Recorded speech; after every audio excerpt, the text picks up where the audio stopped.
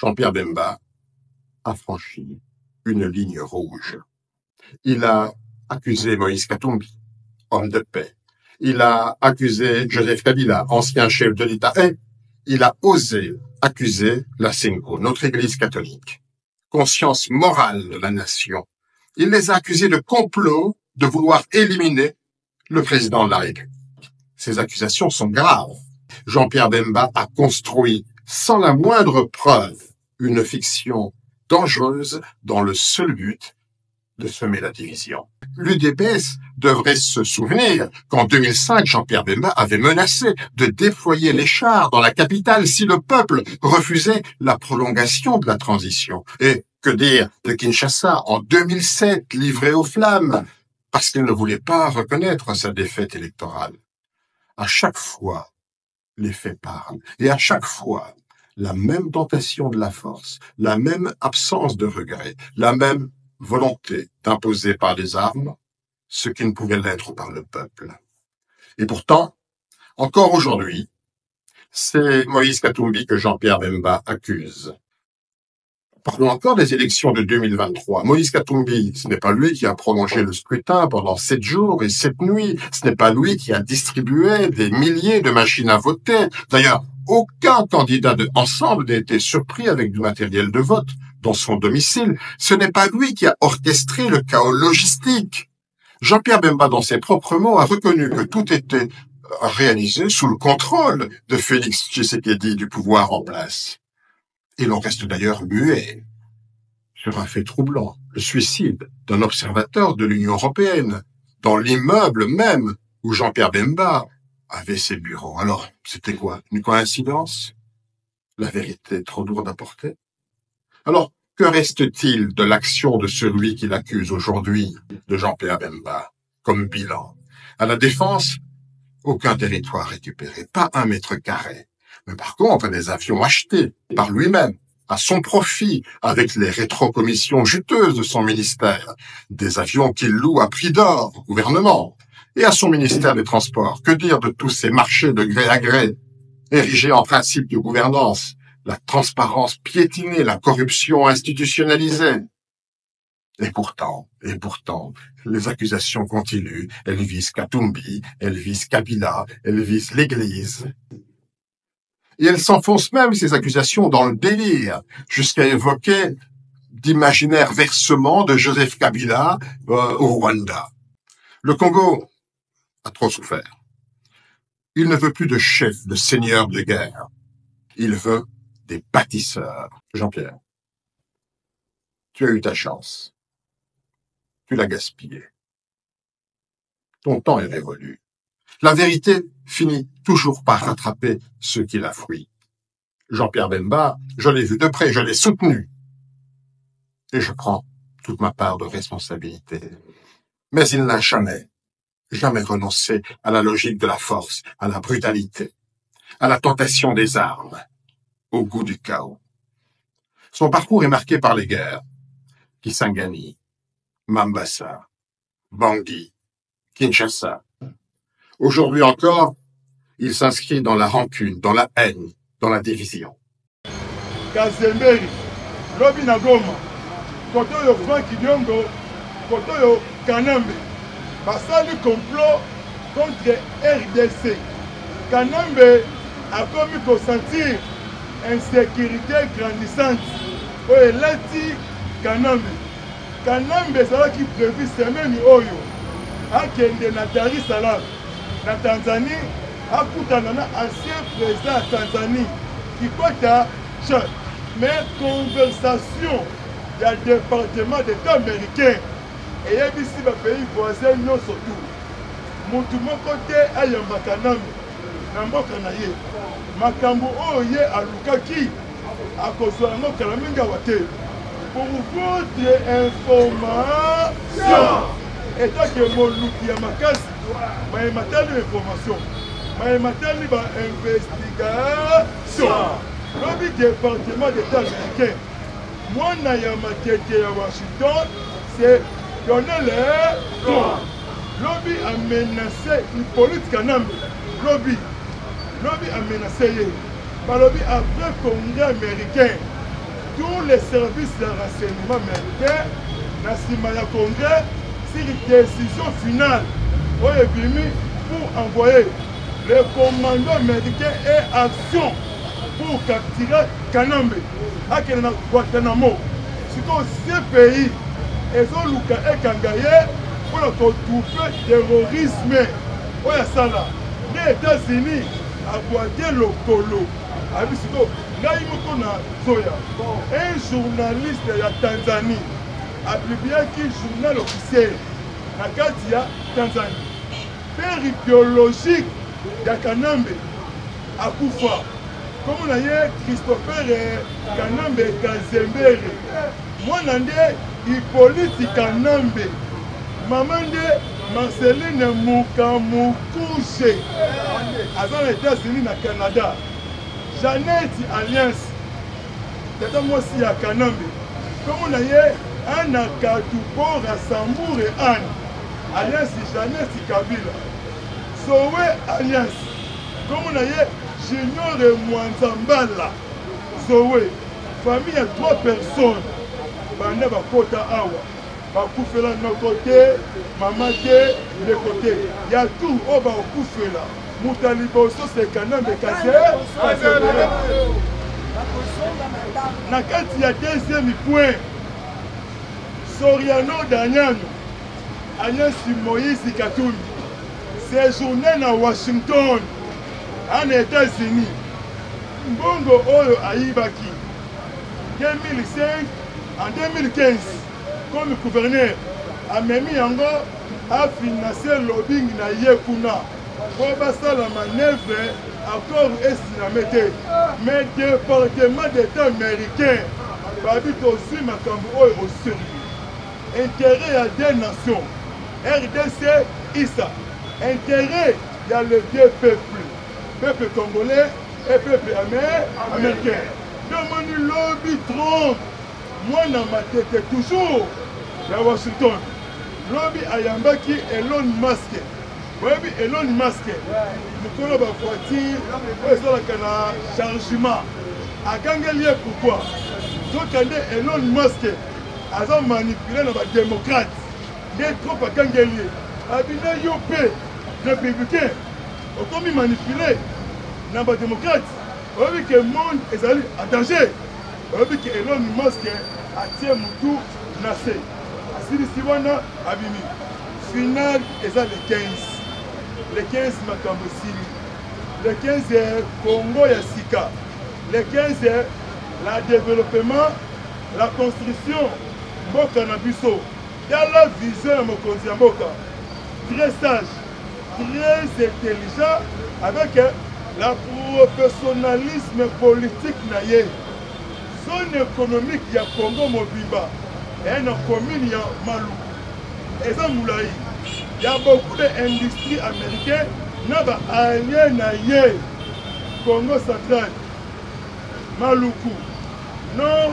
et Sud Kivu Kinshasa mutu moko te envié secteur ya Moninga oyo koluka eza kuna nde baozela ye mei le 15 makambo évidé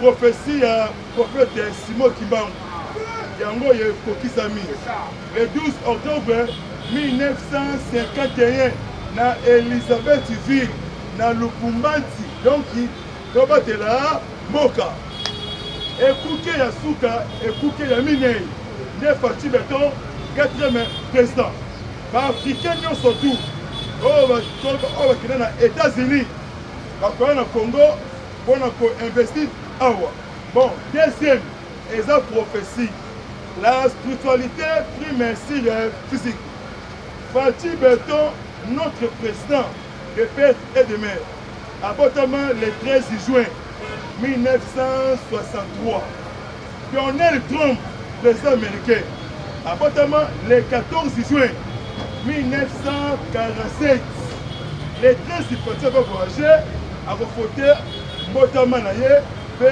Congo avancé le 14 juin Trump peut à fêter mbotama c'est le 15 juin ou le 13 à fêter oyo le 14 afete sikoyo Rwanda États-Unis Rwanda RDC sous le gide ya Washington sikoyo le 15 wana endenge nini babeli yango bosoto etape angela nkema angela etape nde Masadi Boulos wa République démocratique du Congo Masadi Boulos wa Tshisekedi azotika Congo te asali quelques jours na Doha na Qatar tala Masadi Boulos bien habillé lokola mokonzi ya mboka mais américain akomi na Doha akutani na katimini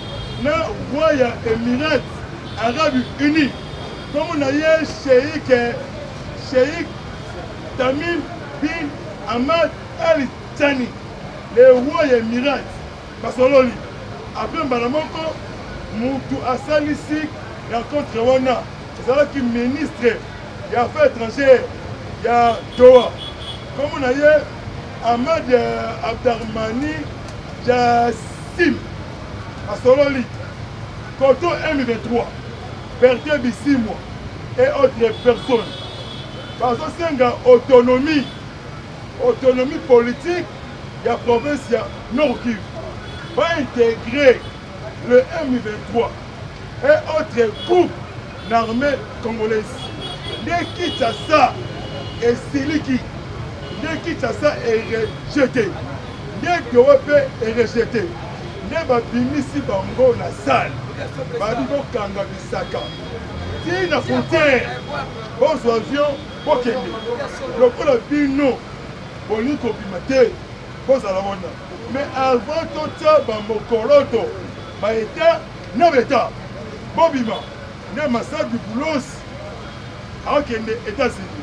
À ça déjà, conversation téléphonique. Notre président togolais, Forna Simbe, moi, Yadema, ancien président togolais. Alors, une médiation à Lomé et Sili. Lomé, Union africaine. Oh, ce qui n'a surtout à laquelle elle est. L'accord de principe est paix. Oh, yo akomeka. Na jour moko. Olongolien na ebonga. Ne massa du Boulos, wa Congo, wa Kassai, wa Bandundu. Wa Congo. Le parlementaire de vous. La monnaie vraiment. Pour ça, vraiment déterminé. Oui. Ça, il y a bien vraiment. Oui. Côté de Maawa, dans l'équipe unité, vous avez une mission pour accompagner mission de Papa Ekolo, de Moka. Donc, quand il y a un biscuit, un mili qui dit Soukad, priorité, la paix. Dans le Congo, mon Obiba. Nasa du Boulos, moi Kinshasa, moi Congo, Ayebisi. Moi, je suis Yadema, Nyasimbe, Yozali, Baré Naye, Yebisa Eboye. Ceux qui ont respecté l'accord des États-Unis, à Kolongolaye na jour moko. Tango Kagame a zone information wana. Kagame azate na Kigali. Kigali azate. Akomi kotambola tambola na bamboka tu. Akei na Algérie. Vous voyez que l'Algérie est colonisée par les Français. Est-ce qu'il y a aussi le président Tebboune. Tebboune a commis 80 quelqu'un. Tebboune. Vous voyez que a signé beaucoup d'accords. Rwanda na Algérie. Comment Nzambe a frappé yo. A Rossel Sao ba erreur. Ba faute quoi raison. Yango tout à l'heure, monde est na kimia. On veut que batendre Kagame micro. Alors oui, de rejeter toute ingérence étrangère, analyser, à rejeter les États-Unis, na makambu ya Rwanda, na makambu ya Kala. On veut que Nathalie Kagame azalaka mukie aye lisusu mukie. Donc Kagame à cause de l'eau ya moto oyo eza sikoyo tokoki kosukuka avant signature ba force étrangère ekoya na kati ya mboka. Prophétie politique ya papa Etienne Wamulumba yango oyo ekokisami siri baforce étrangère. Na kati ya troisième point, soki bomoni tata oyo ya assemblée au nom de Kabaselu, soki afélicitaki Martin Fayulu na se ya kofélicité wana likambo moko ebatamaki na se wana basuki négociation eza te, dialogue eza te, bitumba se bitumba. Papa Ekolo aokende Lualaba mais comme si biso na session après koéchoué échec na Lomé akiti na Kolwezi ezali plan oyo préparé et créé coup avant le 15 na confiance ya commandant ya 22e région militaire papa Edi Kapen Edi Bara a contrôlé tous les frontières, surtout Kasumbalesa, Manono, Kalemi, Tanganyika, Annexe, quartier Gambela, commune Golf, tout à contrôler. Des bandades, panique. Lobby na Est de la RDC. Bawazalendo a la détermination pour récupérer Bukavu, pour récupérer Goma, pour récupérer Bunagana. En localité, village, Lobby Amir Yakotumba William, maman na général Yabawazalendo, peuple congolais, et père était, mais là, on va suivre la bombe Yambo. Yo comprendre que Moutamayel pour détruire Tatawana. Mais c'est wana au nom de Kanambe Kazebele. Ne va interdire à les Kalissou Souté. Nana Ruki, Sidiki. Parce que Kanambe a aussi Dengani. Na 16h, 17h, 19h, 20h, à Katisna Kiseni. Kiseni, vous allez chef lié à Rubav. La province nene ya Rwanda. Faut que barrière on a Kiseni. Au coup ça nous moins quelques mètres. Donc pour ya pembe ya munene. Ne Kanambe abanda wana. Na butu alali. Na tongo aye Goma. Siko wazalendo. Parce que la politique ya wa shisha. Hein? Shisha wa wakapeni. Hein? Pour vous péter coup. Les lobbies vont tracé. Qui vous sait, naba comme tracé. Babi Sikoyo, le Congo lui porte. Le Congo la général la biso ya wazalendo. Alors pour vous mobiliser. Nagoma. Mikolo Okoya, de Osama la biso tout. De Bengana Kanambe. Mais lobby déjà États-Unis interdit Kanambe à Bimaté. Azala Nagoma. Parce que ce pays qui est échoué, qui est invité. Pour votre information, viva! Viva! Pour votre information, il y a des noms cités. Oui, outils dans la Maison Blanche. Pas traître, pas criminel, pas trop, pas sali, génocide. Même on fait ça pour donner un verre. Pour le M23, à ton tenir na yé, comme on a yo, son. Kabasele, Azan, Gateye, Azali. Intelli, Azali. Même côté, il y a le politicien en Europe. Groupe des sorciers en République démocratique du Congo. Donc, il timba Nandouzi. Donc, timba c'est en bongo. 12 c'est chaud. Ancien technicien du centre était diocésain au moment où il a époux. Va bloquer, va caler. Moutoukou qui me fait malaisé le Mobutu Kukuwen du Wazabanga. Amataki Pepo, accueilli Tobe Simbate, Atikala na Moro. Bino Boko Bimate. Donc on neutralisait Bino avec un coup sur le marteau. Troisième point. Pour la qui est de consulter. Matata Londo, Bukangamponio, Azali Awa, baluka ye na baconcession ya minene, baluka ye na maluku, baluka ye na machambio na mongata na kisele aza wana.